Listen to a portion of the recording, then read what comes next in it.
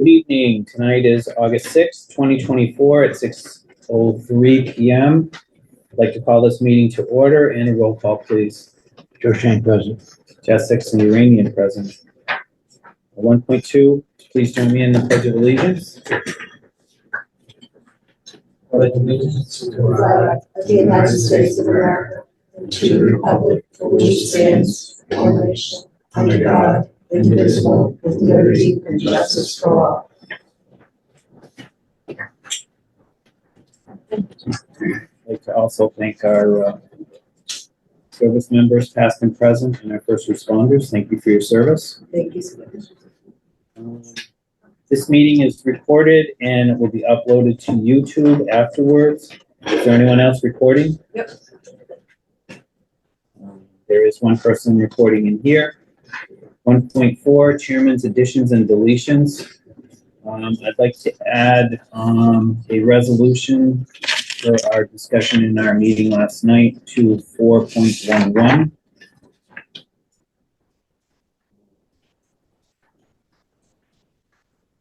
.5, notice from the official website of the Mass Attorney General. I just wanted to point out that there had been questions in regards to open meeting law and recording, and in regards to public participation in meetings. Under the open meeting law, the public is permitted to attend meetings of public bodies, but is excluded from an executive session that is called for a valid purpose listed in the law. Any member of the public also has a right to make an audio or video recording of an open session of a public meeting. A member of the public who wishes to record a meeting must first notify the chair and must comply with reasonable requirements regarding audio or video equipment established by the chair so as not to interfere with the meeting. The chair is required to inform the other attendees of such recording at the beginning of the meeting, which I did. While the public is permitted to attend an open meeting, an individual may not address the public body without the permission of the chair. And that's on the official website of the Attorney General of Massachusetts. There have been questions with a couple of other boards in regards to individuals recording, but it is, anybody can record in a public meeting. Questions on that? 1.6, review and approve meeting minutes for 6/24, 7/2, 7/8, and 7/16. Did you get a chance to review all of those? Yes, I did. I don't have any issues with it. I know. All right, so I'll entertain a motion to approve the meeting minutes for June 24th, July 2nd, July 8th, and July 16th. So moved. Second. Further discussion? Anything from you, Ross? All those in favor? Joe Shane, yes. Chessex and Duranian, yes. Appointments and hearings 2.1 at appointment at 6:05, which it is 6:05. As requested in our last meeting, there was a public comment from the Historic District Commission member Julia Stockwell. Julia? Do you want me up at the table? Sure, Can I sure. go right from here? Either, whatever makes you feel comfortable. Well, I just want to address the fact that we are now only a board of 4 members, okay? And I did listen to what you read regarding the open meeting law and also cooperating with each of the boards. And, but I didn't get a chance to really address Mary Jane. And I'm going to address, if I may, Mary Jane Churchill and Calvin. I know you've talked to some people, and I know exactly who you talked to regarding the funding of the program. I know that person. I've known that 4 generations of that particular person.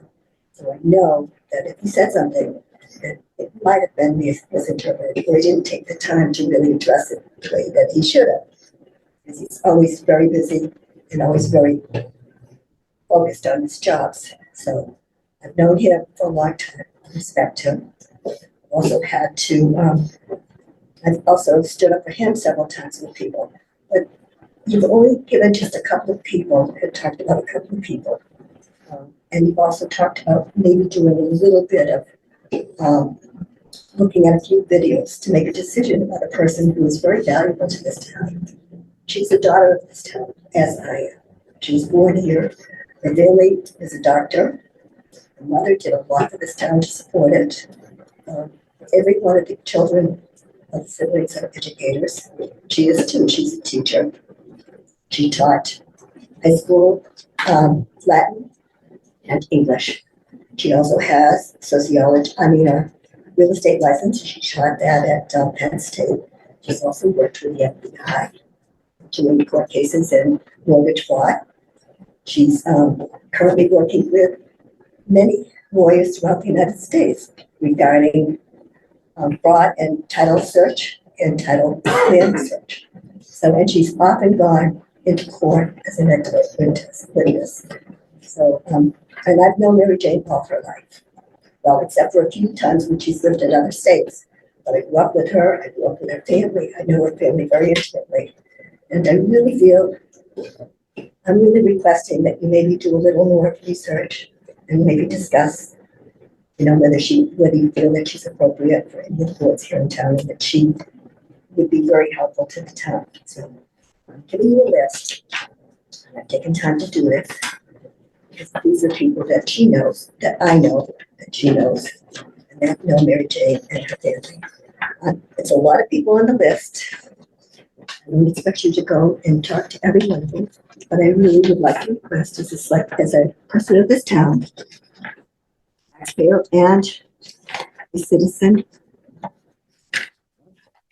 8,679 people that actually work for me too. That's what I know.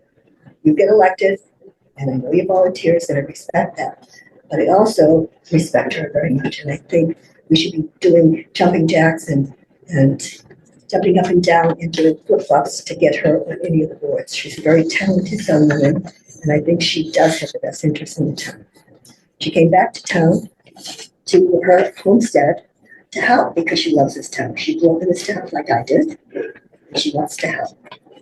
Okay, so I just ask you to really, really consider, the names. I don't expect you to look at all of them, but even the person we talked about that may have said something that might have been misinterpreted is on that list as well, too. So I did put him on I'm here. just gonna correct you. My conversation I had, So, Joe, this is public comment, so we can't. Can I allow him to comment? I'm sorry, I would love to have had you comment. All right, you're wrong in the name. I'm good.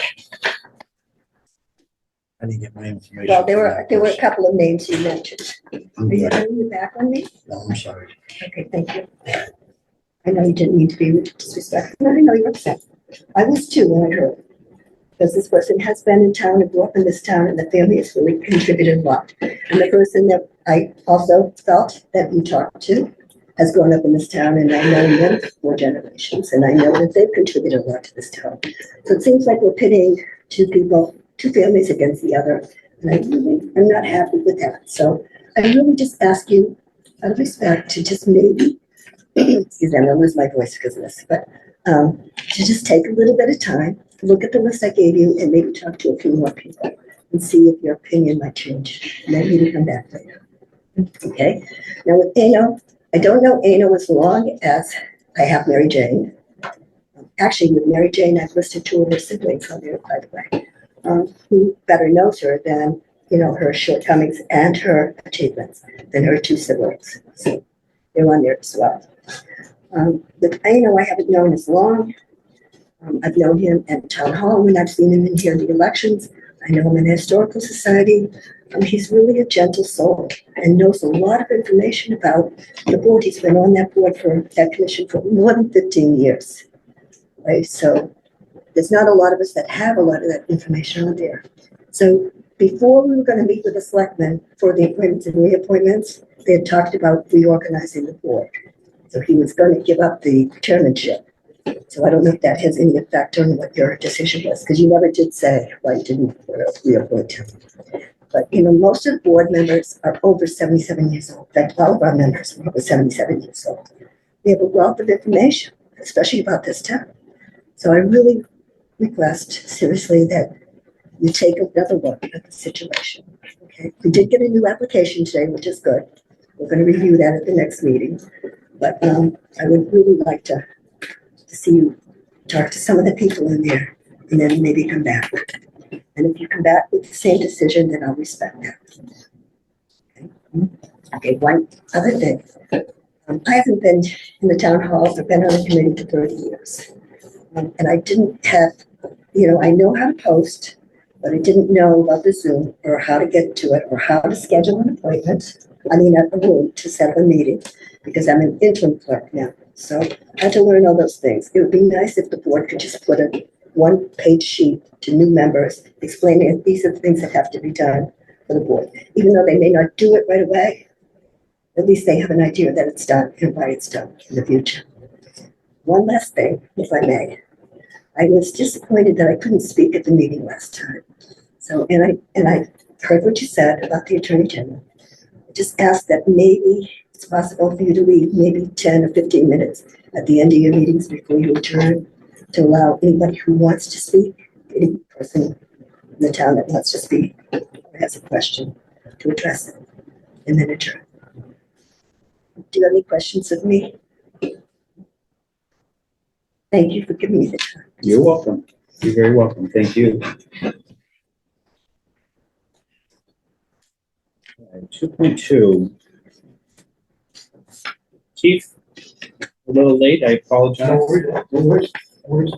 Come on up, you can hear me.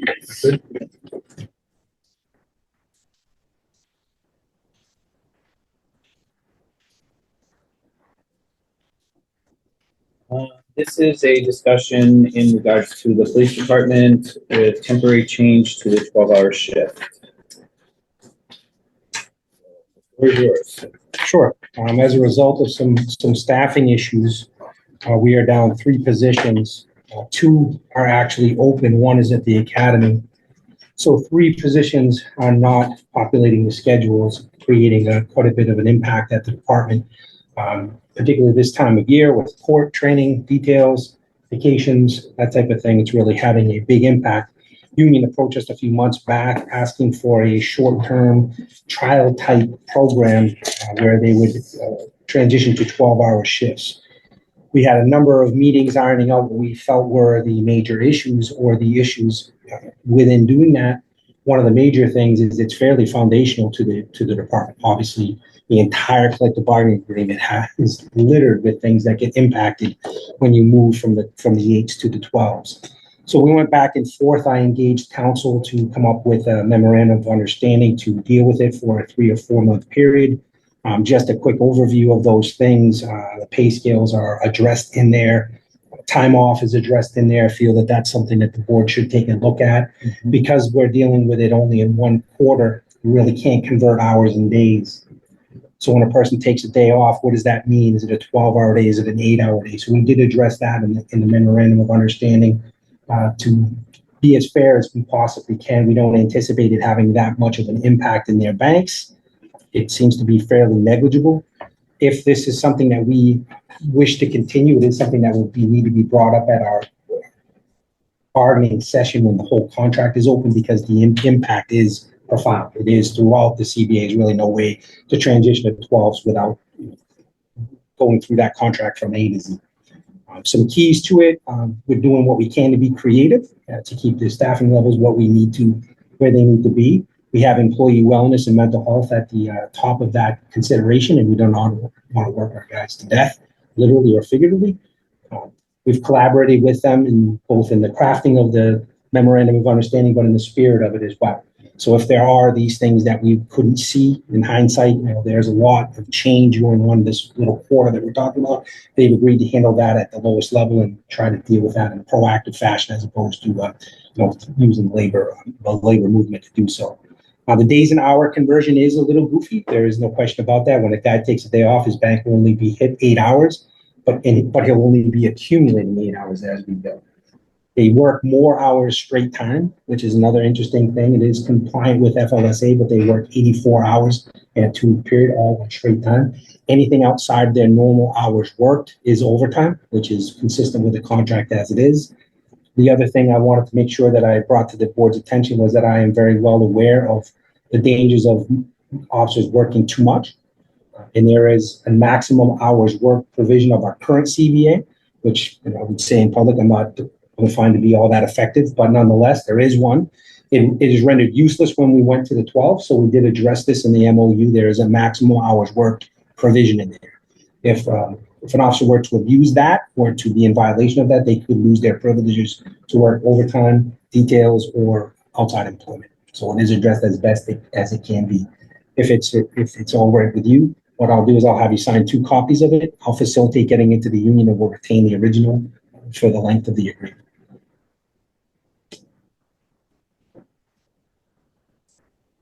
I've reviewed this, a memorandum of understanding. I've talked to the chief. I think it does everything he says it does. It's meant to be short term. It says at the end that if it's not specifically written in the MOU, the rest of the contract stays the same. I've always been very sensitive when shifts go from a 5-2 schedule that we sort of consider normal to a 4-2 schedule that a lot of police and fire have, now to the Pittman schedule. And I think we come out with 4 more hours in 2 weeks from the officers, so that will help with the shift coverage and might reduce some overtime. So I think it does what the chief and the union report it will do. And since it's a trial, at the end of that time period, we'll know whether it worked the way we expected. And then if it's something that people think should continue, that'll be a negotiation process. But I think this is workable for the department. I don't think it hurts the town. It might save us some money, but it's not going to be an add to the budget costs. Yeah, we met several times throughout this as well, and we really did try and crunch the numbers. It looks like it'll be negligible, the impact on overtime is being hit hard, as you can imagine with the openings as it is. There still will be overtime needed to run the department. Clearly, that's planned. We think the impact on it will be negligible and in a positive way. As Ross had said, it does add a significant amount of hours onto the schedule at straight time. So we think between those 2 things, there should be a fairly good offset. Any adjustments to salaries to the men to adjust for time differences and shift differentials are negligible as well. We try to keep them within the parameters of what we've already budgeted.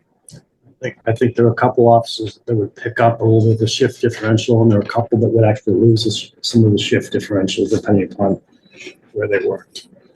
So it's not a huge, like I said, I don't think it's going to have any negative impact on the budget. I've had conversations with the chief in regards to this also. I think it's a smart move for the department, especially where they're down 3 men right now. And whatever we can do to make sure everybody's protected is the right way. And he's the man in charge, and we got to respect what his thoughts are. I agree with. No questions on that. Couple of questions though. Sure. Number one is we do have an individual that's in training, correct? Correct. So he's in the academy. That's right. Okay. When does that individual come? So I believe the graduation date, don't hold me exactly, but I believe the graduation date is sometime in December. There'll be field training, so that usually runs anywhere between 8 and 12 weeks. So you're looking at a spring week for that. Okay. The remaining 2 positions we need to repost. We had a hiring process back in Memorial Day, and so I'm sad to say no one made it through. We did not choose or select anybody from that group. So we will repost and retest for those 2 open positions.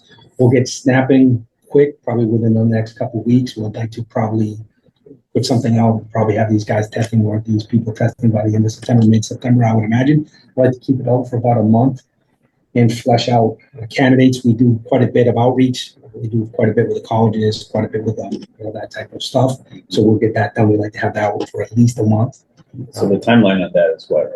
6 to 8 months before you. If we were lucky enough to get someone that's full-time certified, which we usually get some candidates, but if we were lucky enough to enter an agreement with one of them, that would be a shorter period of time, obviously. But we never bank on that. We always plan on looking at the academies as the schedule, and we would be looking out. Again, you're looking at a 9-month period. Generally speaking, if you were to tell me right now I had an extra 2 positions, those 2 positions would be full for almost a year. And that's if I could get going right away. I mean, the lag between me losing a person and putting someone on is at the very minimum 9 months, and I'd probably stretch that out to probably 10. So I have looked at, I did go over this pretty carefully. You understand the impact that it has on other areas besides just the hours. My major concern, as you can well imagine, is the mental health ramifications, and the time ramifications in the health of the officers, because that to me is first and foremost. So do we have enough resources to provide for them? Yeah, we do. We've got a couple of employee wellness initiatives that I would be more than happy to go over with you offline that I think help in this matter as well. But they get more time out of the building, which was one of the major goals and objectives of this. More days off. Now, that's not to say that they're not their own worst enemy. We wouldn't fill those days with activities and overtime and details. Right. But that's why we were fairly assertive in the area of maximum hours worked and addressing that in there. Both hours, both days, the amount they can work in a 24-hour period. It was really well thought out, I thought. And they've agreed to come back to the table fast. And there's a very easy way out of this if we feel as though it is not working as designed. And They've this, agreed to address this that. was a union, proposal, right? Initiated from the It union? was initiated from the union, but the vast majority of the construct of the agreement was ours, but initiated from. But my point is, it's not something that we're imposing on the union, mandating a 12-hour shift when they don't want it. Oh, hardly. Yeah, it's something that's, They're chomping at the bit to do something. Right. so I think that may address sort of the worry about, burnout is it's not the chief mandating overtime. It's them asking for this shift because it seems to fit Yeah, we'd like to. department schedule better. Yeah, and we'd like to reduce forcings and that type of thing, and they're well aware that this is an incredibly good group to collaborate with, and this was done in full collaboration. It's the fatigue that I'm more concerned about. Sure. Which I think that, you and I talked about it. Okay. And we're gonna try it for 4 months roughly. I believe the date is through August 18th through December 31st, and that's fairly rough, just making sure that we can work the payroll and And treasury. then if it works out, you're gonna come back and see to extend it, or we're gonna wait till the new contract. One of those two. I think if we do look to extend it temporarily, that would be one thing. If we look to extend it permanently, we would extend it temporarily first, and then we would make it a matter of bargaining at the next session, and it would be a pretty significant issue to bargain. I'm good. I appreciate everything, chief. And the bottom line on your budget is that it's really not going to be affecting that at all. We're hoping it's a net zero or at worst and a gain at best. It's never easy when you're down at it. No. So do we need a motion to go forward with that? Motion to approve and sign the MOU to change the police shifts to 12 hours as outlined in the MOU. And make a motion, we approve and sign the temporary MOU for change of 12-hour shifts for the MOU in front of us. Second that. Any further discussion? We have it. All those in favor? Joe Shank, yes. Chad Sexton Duranian. Do we sign it now for you, or do we, I could come back and pick it. There's no need for that. do we have them? Do you have the agreement there? I mean, I've got one that doesn't. I am not a hurry. You've got an electronic copy now. Why don't you take this? It's a fresh copy. You can use that. All right. And I'll just do that. Sign it. We could do that. Thank you, chief. Thank you very much, Tony. Thank you, sir. Good luck with that. Thank you, sir. You took away half of my report for tonight now. Right. 3.1. I will entertain a motion to appoint election workers for the term of 8/15/2024 until 8/14/2025 as listed in the agenda. So moved. Discussion on that? I got seconded, sorry. Discussion. All those in favor? Joe Shank, yes. Chad Sexton Uranian, yes. 3.2, we have a reappointment for the Townsend Affordable Housing Trust for two individuals, both Cindy Boundy and Beverly Napier, until June 30th. So I'll entertain a motion to reappoint the Townsend Affordable Housing Trust to the Townsend Affordable Housing Trust. Cindy Boundy and Beverly Napier until June 30th, 2026. So moved. And second, all those in favor? Shank, yes. Chaz Sexton-Duranian, yes. So you have a copy of that, right? So you saw the app. Yes. And SharePoint. 3.3, we did receive a reappointment request for the Historic District Commission in regards to one that we had talked about last meeting, and I would just request that we put that on hold right now until after we do the review from the request from the individual today in their public comment. I think that would be the best way to approach that. Meeting business, 4.1, fiscal year 25 budget update. Are you ready, Ross? We've only been talking about it all day. Yes, there's a very little update from last night. Got the warrant posted this morning or today with the help of the town clerk. I sent copies to town council and to the moderator. I also sent a note to the school business department today, telling them this is the number we put in the warrant, explaining how we got that number and that it's different from their July 10th request. And that if they should see fit to resend us an assessment number that matches this one, we could potentially close this matter at town meeting. If not, we'll take it from there. Is there anything else in the budget you wanted me to talk about? No, I mean, we covered the majority of it yesterday. Yep.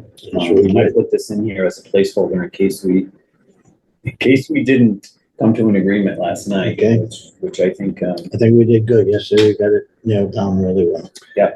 I met with the finance committee chair this morning. He updated me. Basically, the finance committee ended up recommending or supporting all of the articles. All right. So I think we're, Just so we can get it all past the town meeting. yeah, I think the key is to be sure the public knows it's out there.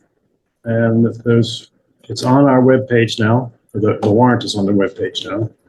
And they show up at 7 o'clock on August 20th.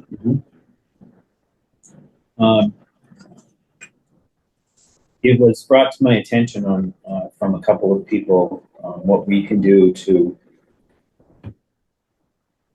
try to do what we need to do to make sure that we have a quorum. Outside of our normal posting. Would either of you, I kind of wish Teresa was here for this too,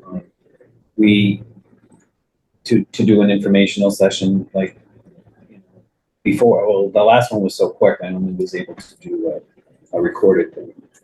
So do you want to do an informational in regards to that? Do you want to hold a meeting with questions from people? I mean, how do you want to? This is pretty simple in a warrant. I mean, we could do it. But is it going to change? There wasn't many people at that last one, right? Not really, no. Yeah. Well, if we could do it as a recording just for TCAM, where one of us or I explain what's in the warrant versus just reading it to them, if that helps. If you think people have questions, I don't mind answering questions. And they can come to a more formal meeting, or they can call, email, or come visit me. Yeah, I just want to make sure that we have, that people know that we're wanting to be able to get that out there to be able to discuss it. Yeah, I think if you can do a video, have it put on TCAM and put it out there, if they have any formal questions, we'll be more than happy to address them before the meeting. Okay. Sure. Okay. I mean, what I would do is just walk people through why we're doing each article. Mhm. Yeah. The school budget number, we need to explain Why we came up with that number. came up with that number, and what a yes vote on that article would still mean a no vote to what the school submitted to us, but it gives them a starting point. I don't mind explaining that. And in each line item, we can give the number of what all line items so people who follow along can follow that too. So I should talk to TCAM and see about setting that session up. Also, are we going to be doing the handouts? We talked a little bit about it last night. I did like what Don had as far as the projections for the Stabilization. stabilization fund. We'll see where we are. Yeah. Yeah. I think that's important for us to put out there, and then maybe, I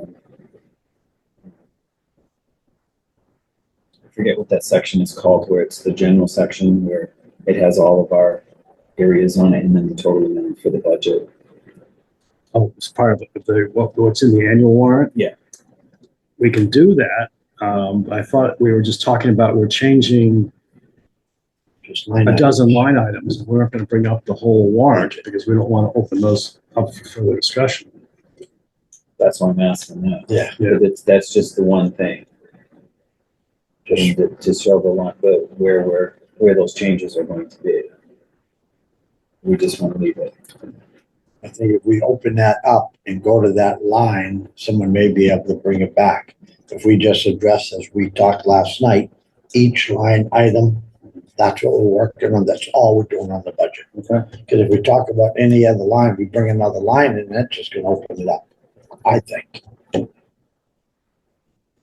could have the handout, like you said, with that, and then that bottom line as a handout. Here is the bottom line now, Right, that's, but nothing to discuss it. okay. And I think that will open us up. Good with that. I'm Anything good else with that. that you can think of? that- No, I think we can show what we've changed and we'll show the bottom line. And, you know, that will come down to the discussion at the end of town meeting. The last article is what do we have to adjust with using stabilization? The finance committee actually is in support of this plan of using some stabilization. So that we will repay or put back into the account in the December special town meeting. Right. Good. So I'll be working on getting the motions ready, and get them over to town council for his review. Where I can, the motion will be as printed in the warrant, if in fact that's wording still stands. In the warrant, I had assigned each of the three members of the board to speak to an article. Excuse me, I did it just on a rotating basis, but you can make those changes if you want. Yeah, I think that works out right. Just 1, 2, 3, 1, 2, 3. Speak where I see my name. Yeah. That's how I do it. And usually you get a motion book, don't you? Yeah. Yeah, we get a packet and our motions in there. We And then know we sign it, and that's what we give to the clerk. Yeah. So each motion is on a separate piece of paper, yes, for each for individual. each article. 4.3, honey locust tree trimming on the side of town hall. Why is everybody laughing? This is a beautiful tree that has grown, I guess, very successfully because it's now overhanging the north end of town hall. And facilities manager brought it to my attention and said, you know, it's never good for a roof to have branches laying on it. It's not good for rodent control because squirrels and whatnot can easily get to the building by going up to it. But it being a very visible location, actually, and it has a plaque on the ground that was dedicated to somebody. I thought we ought to think through just what we cut. Facilities manager had a quote from an arborist. Which has a suggestion. I called in our tree warden, and this morning, facilities, tree warden, myself, and Roger from Parks and Recreation met us out there, and we looked and hemmed and hawed about what we ought to cut. And so we're just gonna lightly trim the branches that are overhanging the roof. We're not gonna cut off whole limbs, which was recommended by the arborist. Obviously, we're gonna prune off the dead stuff that comes down. And Roger said he could do it with a bucket truck. So, If you can save $1,000, I'm all for that. Go for it. yes. But I wanted the board to discuss this. I want it to be visible to the public, because I think cutting this tree, somebody will say we shouldn't be cutting whatever we're cutting. And I Well, think it is what an we're cutting historical needs to tree. be done. It's appropriate to be done. Everybody this morning thought that when the tree is cut, someone will actually do better, because it will start to open up and there'll be new branches going. But if it's okay with you, I will ask Roger to schedule that. Be very minimal on the cutting that he has to do. Yeah, and that's why I wanted the tree warden involved in it, so that Perfect. we had it checked out. The tree warden agrees with it, so I'm good. I'm good. And Roger said that he can even lift up the plaque so it can be seen again, because he knows how to take care of burial monuments and plaques in the ground. Being Parks and Cemetery and all. I mean, I think this is the right people working on it, and they're going to try to cut, as you said, minimally, but Very good. get the branches off the roof. Good with that. 4.4, the wind project progress. I just wanted to give you an update. We are now installing equipment in each building. There's been line certified as far as what's on the poles right now. Once they come in to the buildings, and we'll do a final pass, but we are working with Guardian. We're a little under budget, not too much. But we are looking at end of August, probably, when we're going to, as they say, light it up. We'll know more in regards to that. I wanted to put this on here because there will be, at times, some service interruptions. If people are using any software applications or trying to, there may be downtime. We are coming up on a couple of downtime as we integrate some of the, building software, the online applications. We have to be very cautious in regards to knowing when we're doing batching for some of our payroll and all of that kind of stuff. So, we're trying to time things at night and on the weekends when there's not a lot, but there will be a couple of weekends we'll be in here both Saturday and Sunday to be able to really do the work that we need to get done. So you'll be checking with accounting and payroll. Yeah. Okay. Yeah. I'll make sure their batches are done before, and not holding any batches until over the weekend to get complete batches done, and then we'll be able to do the work that we do. But, I just wanted to make sure that everybody was on the same page with that. Okay. 4.5, discuss Historic District Commission email setup. As we heard last meeting, that I had the HDC at townsendma.gov set up a while ago, but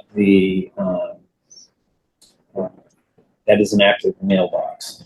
But we have established a policy, I want to say 2.5, 3 years ago, that having an outside email address should not be attached to any government email.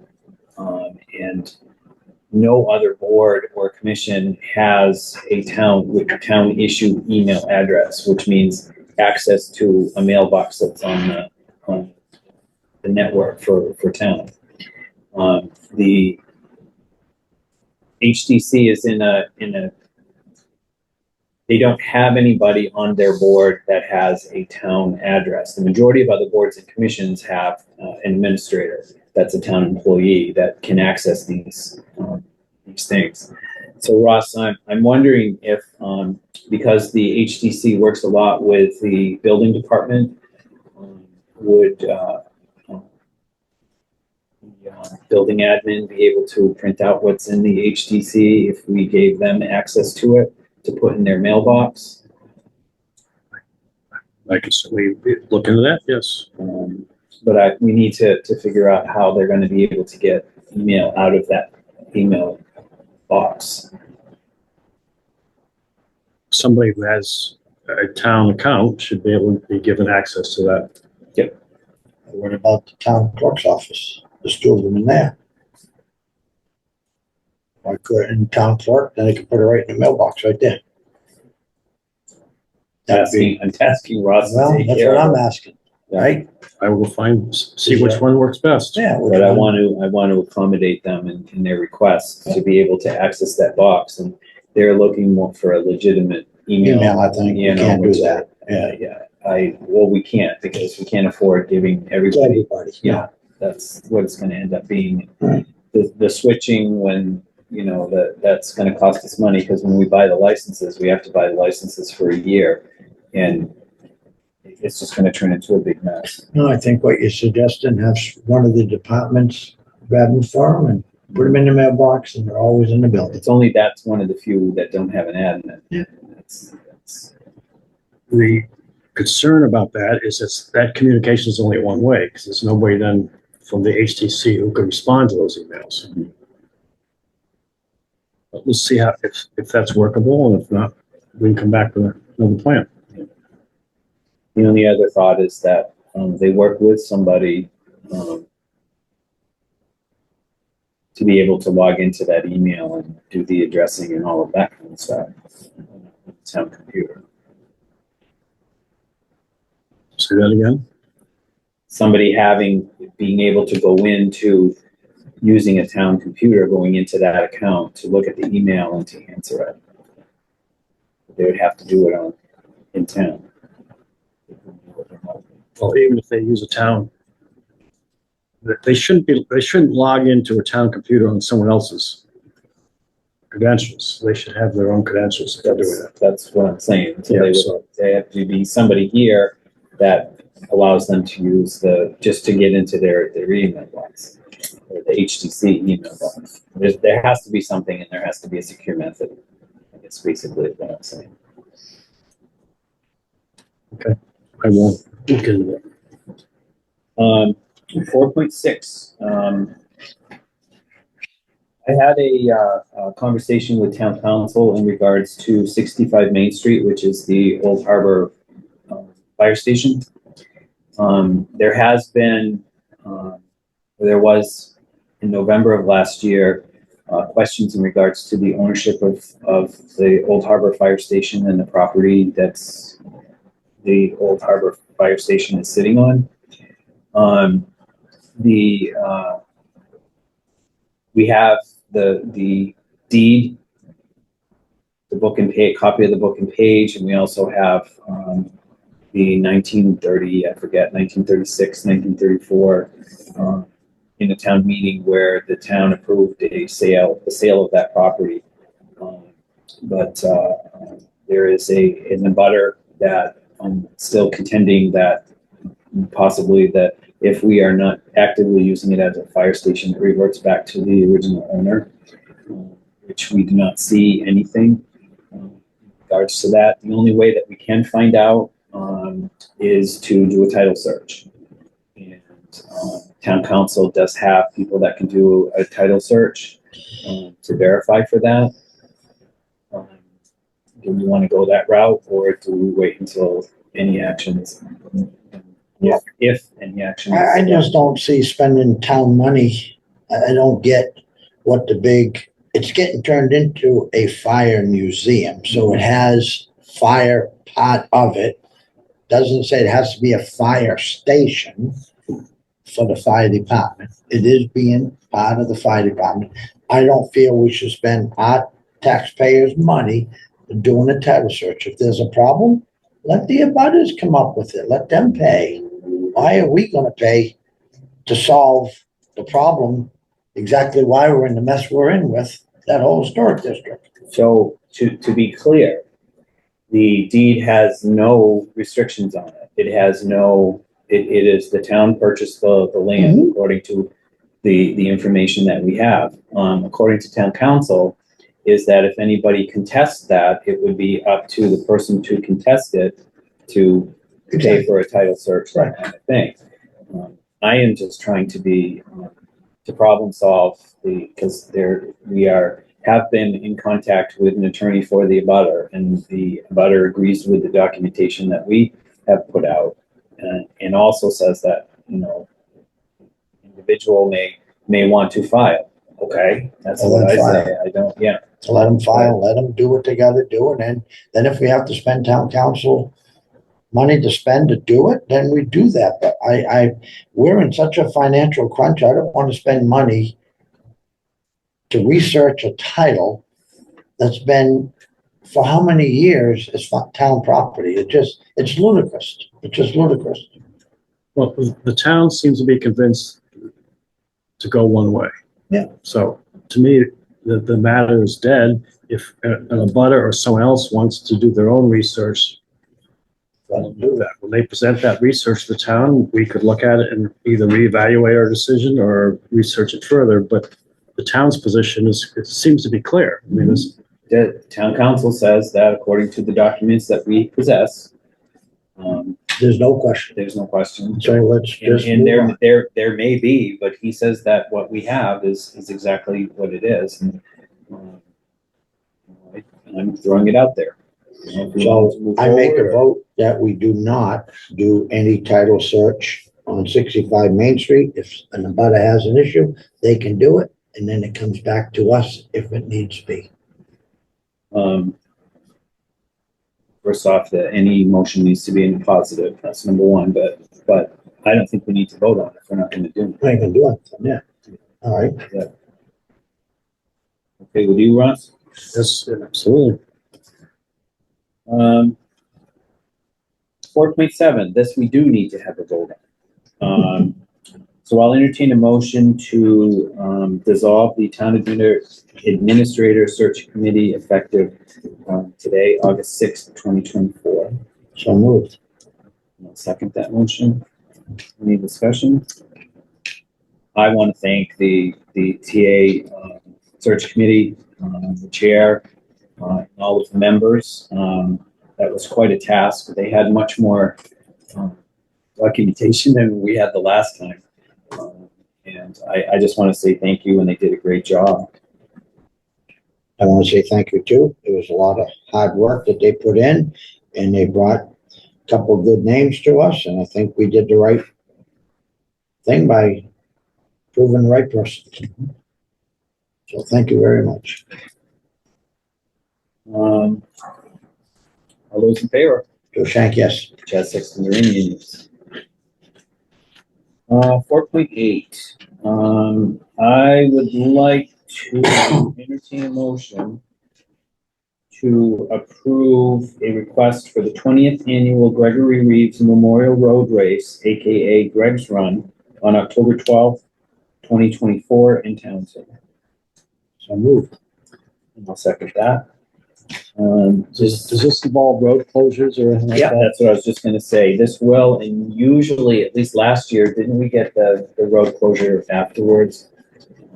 This was the first step, and then the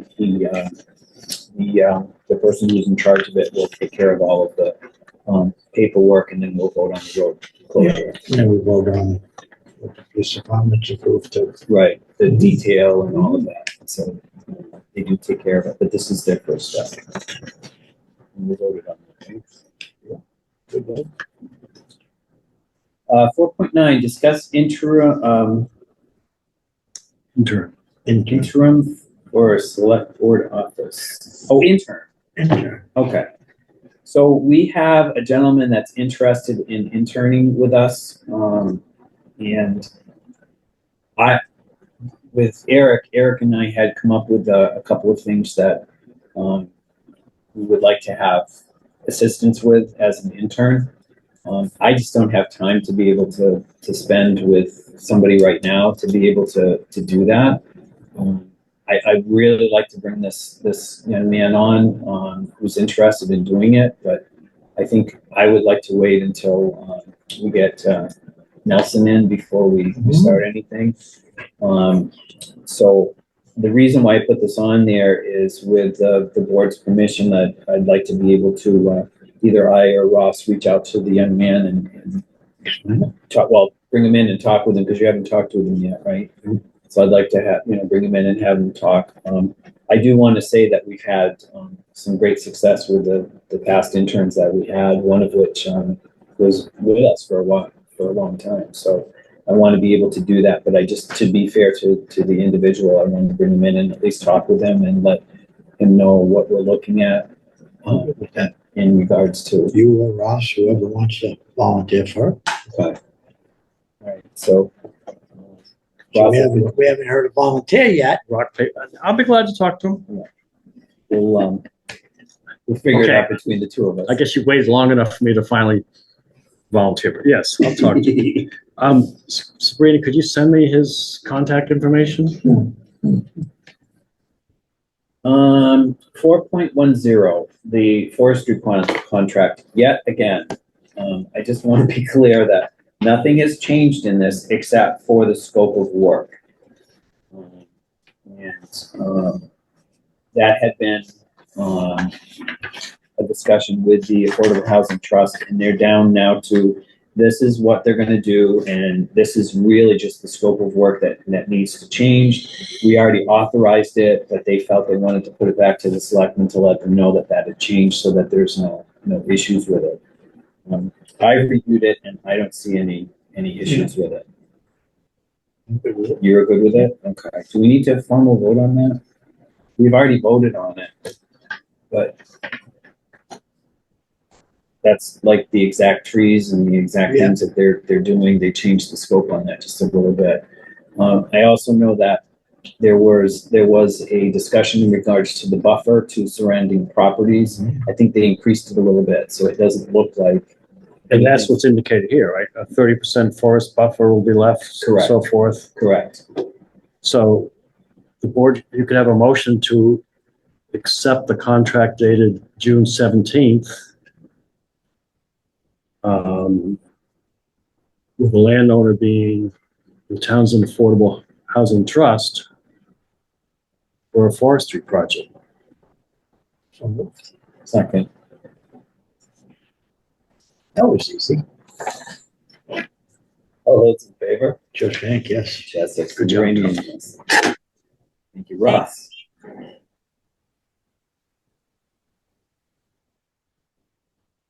Somebody talking? I think that was Veronica just thanking us. The addition 4.11, the resolution.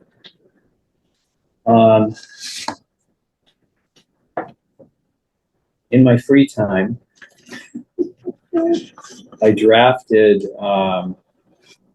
and I emailed it out to everybody, an official resolution requesting emergency declaration regarding the proposed closure of the Nashua Valley Medical Center. Neshoba, sorry. Should I read this into the record, Ross? I think you can give a copy to Sabrina to put in the record. Yeah. It's along the lines, actually, it's very detailed, but it's along the lines of what the board discussed last night, that someone needs to send a letter to the governor telling him we're very concerned about what's happening, and I think Chaz has done a very nice job documenting what's going into all of that. So we just all sign it, and just send it. I'm in favor. Right, but I just wanted to make sure that we're explaining to the public, because we have received, and Ross has received a couple of inquiries. It's kind of early still. We're doing good. I think that being read so everybody can hear it, so know exactly where we stand and what our thoughts are. If you don't mind, I'd love you to read that. I don't, but I just want to make sure that we have it on record. Yeah, I think it's the right thing to do, because there is a lot of chatter on outside sources that we need to do something. The official resolution requesting emergency declaration regarding the proposed closure of the Nashua Valley Medical Center. Neshoba. Did I say Nashua? I'm sorry.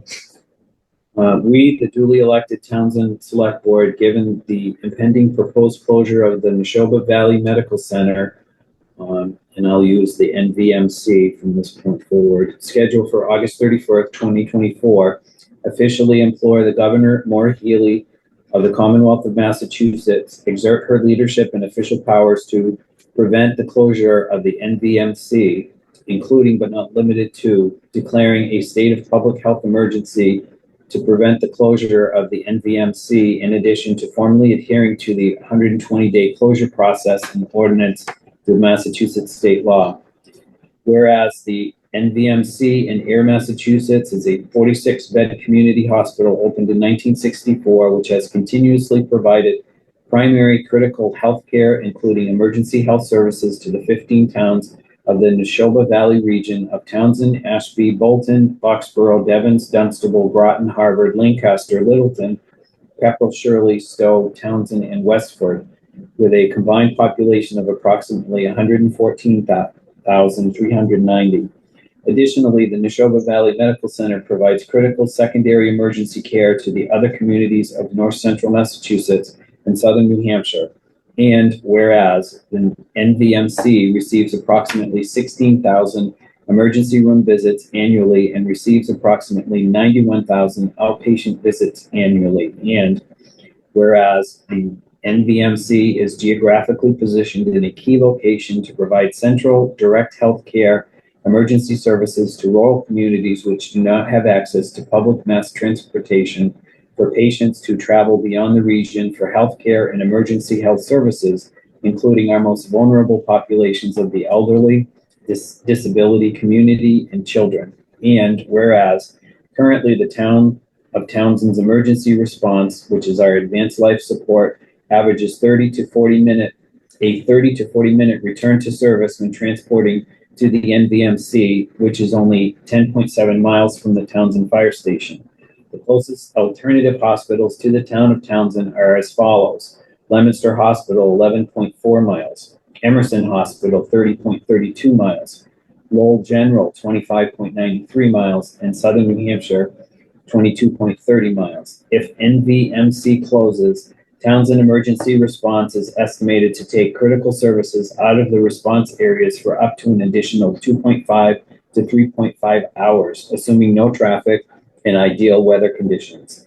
Additionally, these increased response times will have a significant negative impact on emergency survival rates, as well as increased unfunded costs for emergency services for the towns of the Neshoba Valley. And whereas the NVMC is one of the employers of the town of Townsend and the Neshoba Valley region, employing many jobs, the loss of jobs and negative impact to the local and regional economy will be devastating.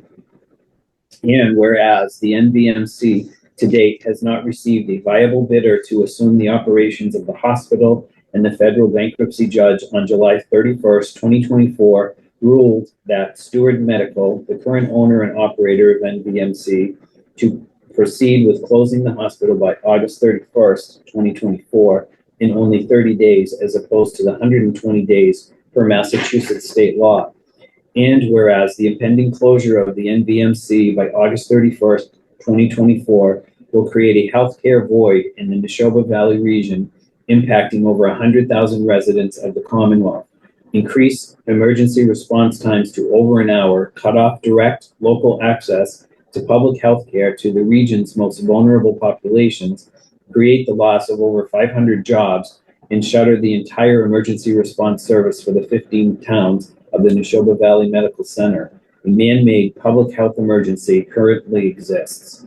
And whereas Governor Maura Healey has the power to set forth in Massachusetts General Law, Chapter 17, Section 2A, as follows: upon declaration by the governor that an emergency exists which is detrimental to the public health, the commissioner may, with the approval of the governor and the Public Health Council during such period of emergency, take such action and incur such liability as he may deem necessary to assure the maintenance of public health and the prevention of disease. The commissioner, with the approval of the Public Health Council, may establish procedures to be followed during such emergency to ensure the continuation of essential public health services and the enforcement of the same. Now, therefore, the Townsend Select Board respectively requests the Governor Maura Healey to take the following immediate actions within her powers as Governor of the Commonwealth of Massachusetts as follows. One, per Mass General Law, Chapter 17, Section 2A, declare that a public health emergency exists with the impending closure of the NVMC, and further instruct Dr. Robert Goldstein, Commissioner of the Department of Public Health, to take such action to assure the maintenance of public health by keeping the NVMC open and operational. Two, that the governor, per public statements on August 1st, 2024, that Stewart should adhere to the 120-day closure per Massachusetts state law, do everything in her powers as governor to ensure the 120-day closure period. Three, that the governor work with federal, state, and local leaders of the Neshoba Valley to develop a permanent transition plan with funding to ensure that the NVMC remains open and operational, and ultimately transfers to a reasonable operator. We, the Townsend Select Board, hereby issue this official resolution on August 6, 2024, from the Townsend Town Hall, Townsend, Massachusetts, and officially transmit this official resolution to Governor Maura Healey, Governor of the Commonwealth of Massachusetts, and Dr. Robert Goldstein, Commissioner of the Department of Public Health of the Commonwealth of Massachusetts, with official copies transmitted to Congresswoman Lori Trahan, State Senator Jamie Eldridge, State Senator John Cronin, State Senator Edward Kennedy, State Representative Daniela Sina, State Representative Margaret Scarsdale, State Representative James Acurio, State Representative Michael Kushmerak, probably tore that one up, State Representative Natalie Higgins, and official copies to the select boards of the 15 aforementioned towns of the Neshoba Valley region. Signed the 6th day of August 2024 by, and it would be the selectmen. So I'll entertain a motion to approve the resolution and send it to the aforementioned individuals. So moved. I'll second that. Any discussion? I think that's Well, a good letter that's well documented and has some requested action items. you have the original we're gonna sign? All those in favor? Joe Shank, yes. Chad Sexton, Mourinho, yes. I have one here. I thought I did. But I wrote on this one. This one, you can sign this. Do it. Sign that. It's right on it.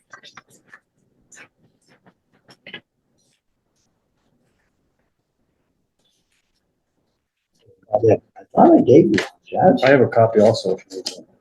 Yeah, as long as we didn't write on.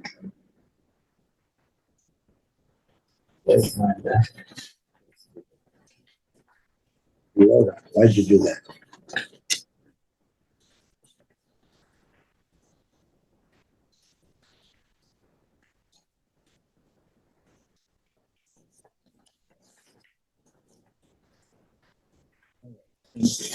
You're giving that to Sabrina to mail out tomorrow? Yes. Will that work for you tomorrow, Sabrina? Yeah.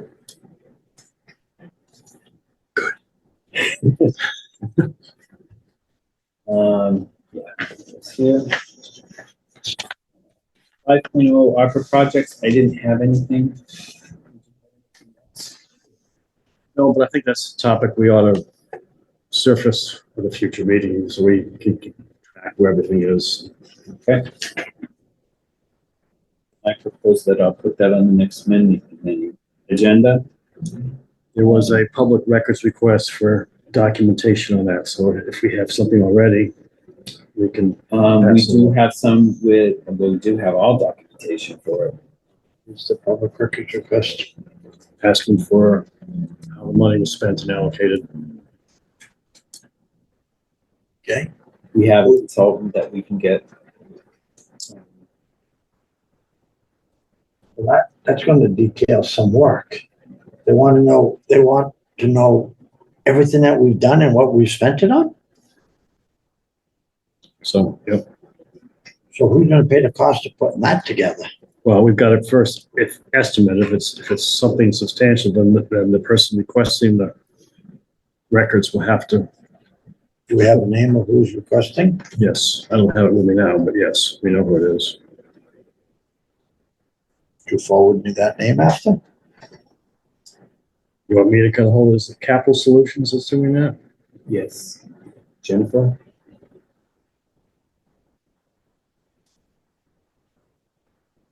We've provided her with spreadsheets. We also have, Katie and I have gone over, actually recently, within the last month, with all the accounting numbers. And I don't remember, but on the latest BVA, I think we might be.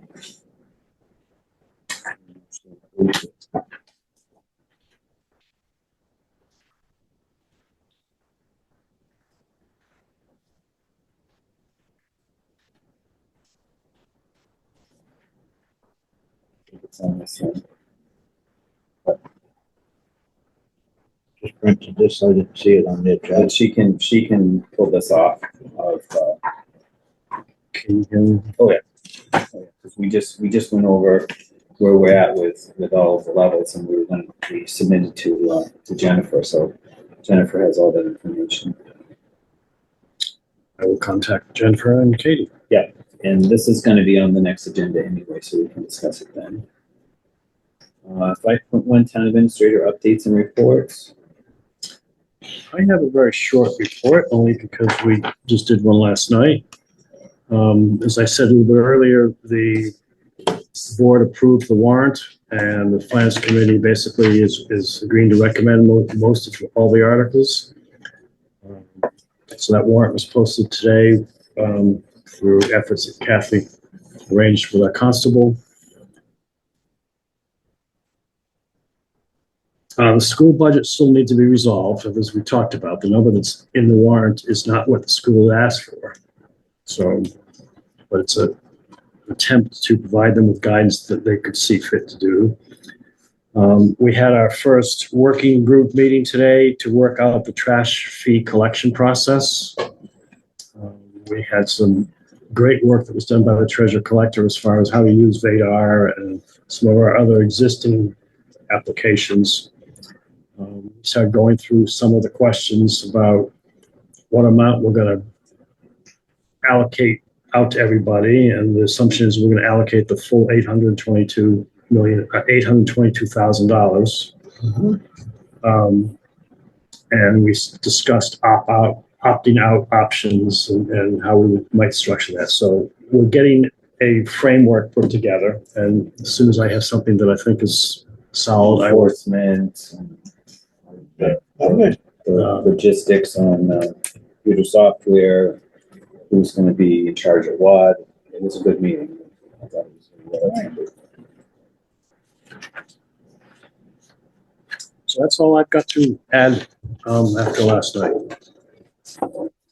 5.2 reports from board liaisons. Anything? Just a couple updates. Police chief kind of had some of the conversation that we talked about that he asked me to bring up today. They have the two openings, that the process that they went through, that unfortunately the two people didn't seem to make any further than where they were. The one is going to hopefully get out of the academy pretty quick, starting sometime in winter, be back on the road with the guys. Chief's working still, and they're very close to getting all the officers, everybody, the accreditation that they need, the new accreditation for police officers. He said that's going very well. They have named the new SRO for the school. His name is Chris Tucker. Everybody seems to like him. The school likes him, and so he just want to let that know that he's going to be the school resource officer. So that's all as far as for the police department.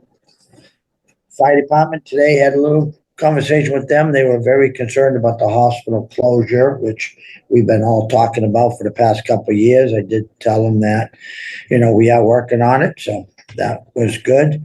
They do have the two new engines in the ambulance coming, and he just wants to make sure, if there's any way possible, that they've given a lot of money out of the ambulance reserve receipt accounts that would use that money to fund some of the new equipment they need on it, such as hoses and different things like that, that if there's any money in the opera account on the wellness or anything that we could maybe try to transfer, and so they can have them trucks when they get here ready, because we can buy the trucks, but we still got to outfit them. Right. But I told them I'd at least bring that up and open the door.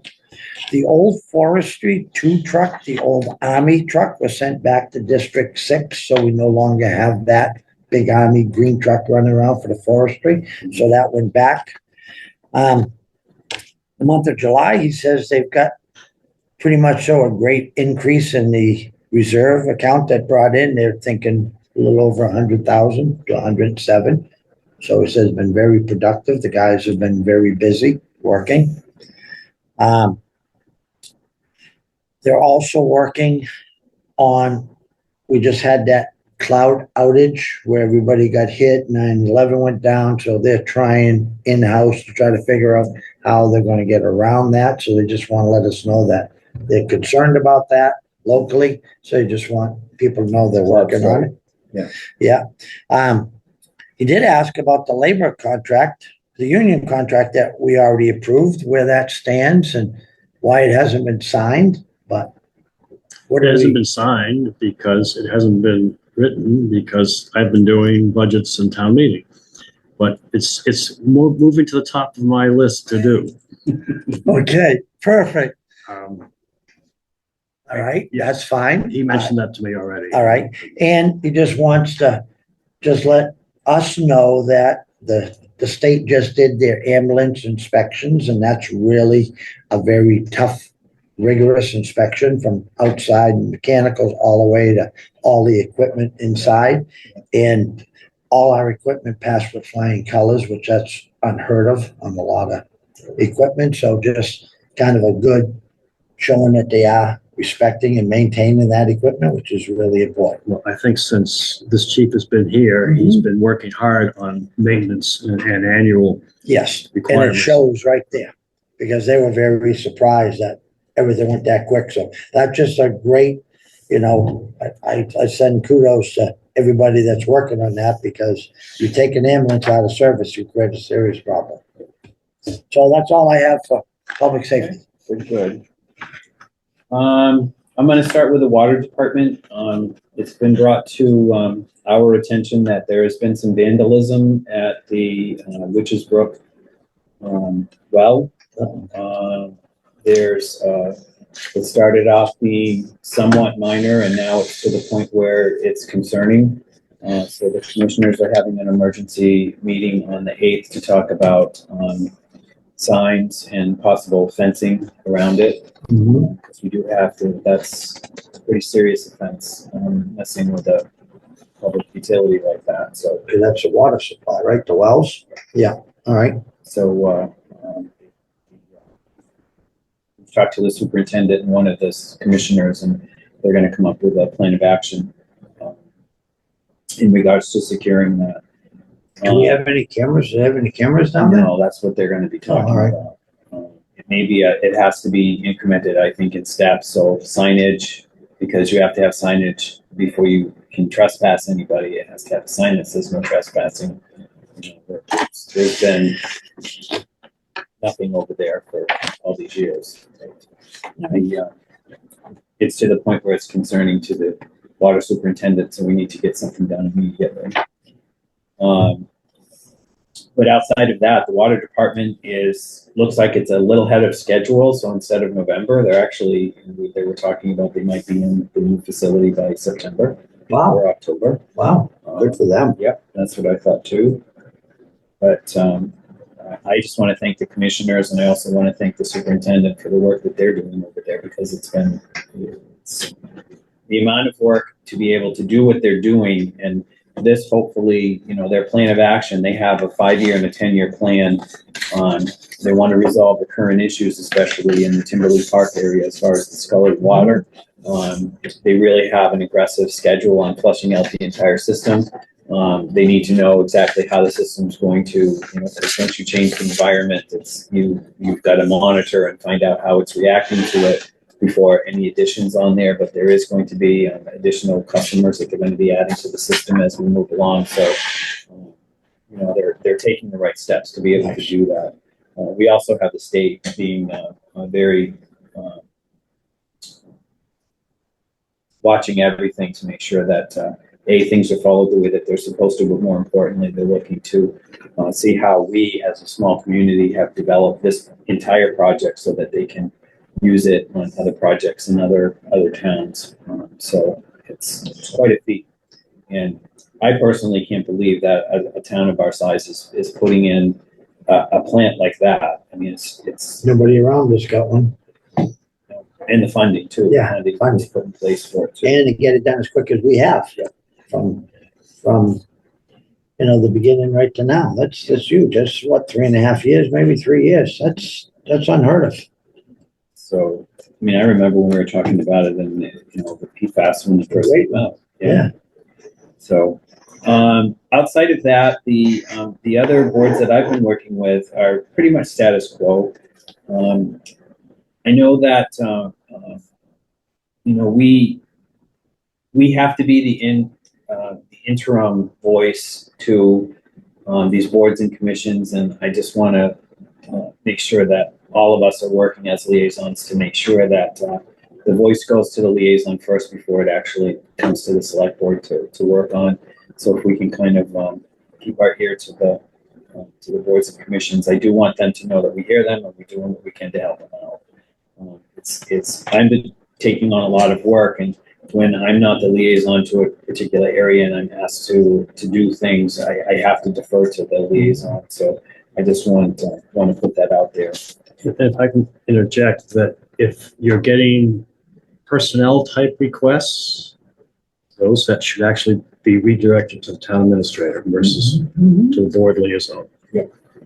And just, I want to interrupt you, but one thing I did forget in my public safety, I did have a conversation with the building department, Ross, and I don't know if they've come to you and spoke to you in regards to the money that was being sent from the water department for the inspections on the building, and they didn't know exactly where that was really supposed to go. They haven't cashed that check.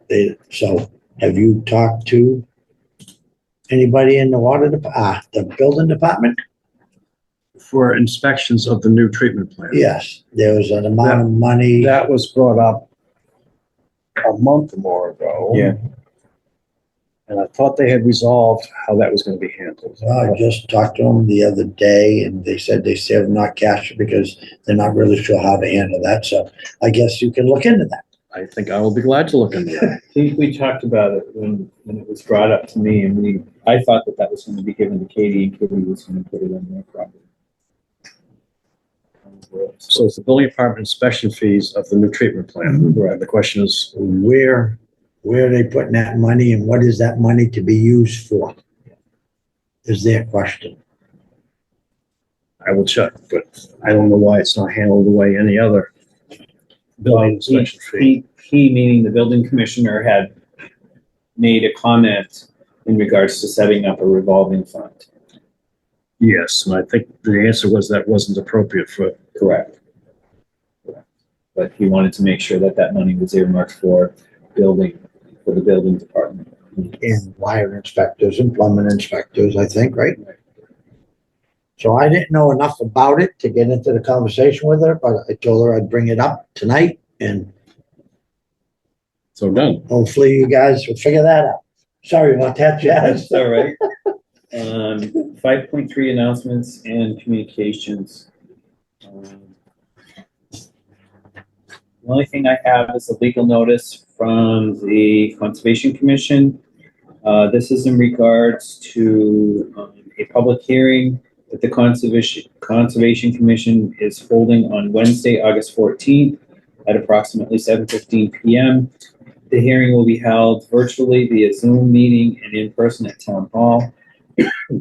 On a notice of intent filed with the Conservation Commission by MassDOT, The project location is the culvert under Route 119, Main Street, approximately 100 feet west of its intersection with Edward Road. It's kind of like between Edward Road and where It's right there. where the parking for the rail trail is right there.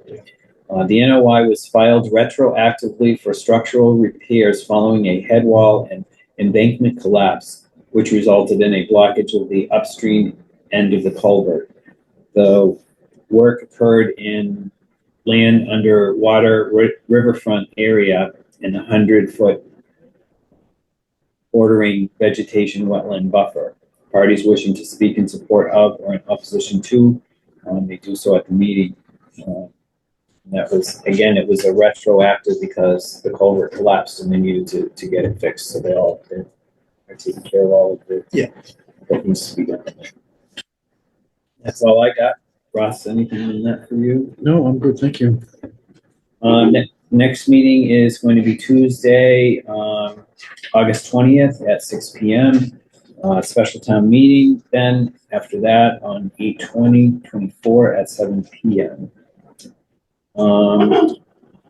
So at 6 p.m. on the 20th? That's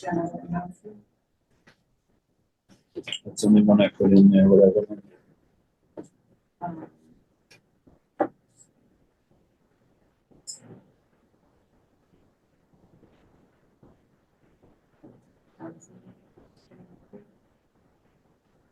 The press release? Yeah. Well, we released we did a press release Oh, no, not that one.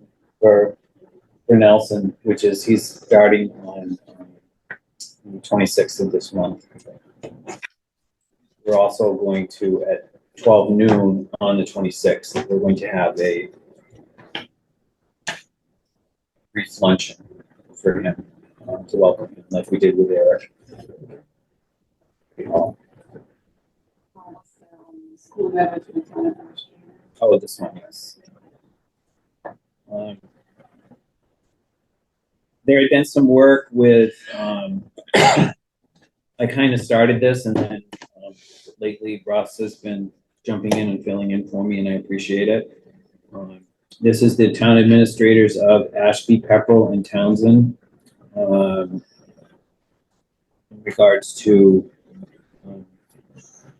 longstanding concerns about the North Middlesex Regional School District budget and the community's ability to afford the annual assessment. There's been some fundamental issues, the state formula, transportation costs, state and federal mandates. These costs to the schools have been analogs in our town, salary increases, utilities, and other escalating costs like state and federal mandates for water quality, etc. The letter is basically saying that where the town's position is, and we felt that it was important to have all of the town administrators from the three towns send us to the superintendent of schools to say this is our position going forward. You want to speak more on this? This was a foreshadow to the fiscal year 2026 budget talks. And basically, the three towns are saying a 3% assessment increase with total amount, including operation, transportation, and debt service. This is what we can afford, so that we're all on the same page. That was sent out? Yes. All right, very good. Thank you, I Ross. sent that on August 5th.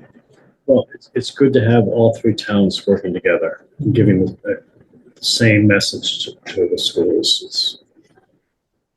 It's a start. Yes, start.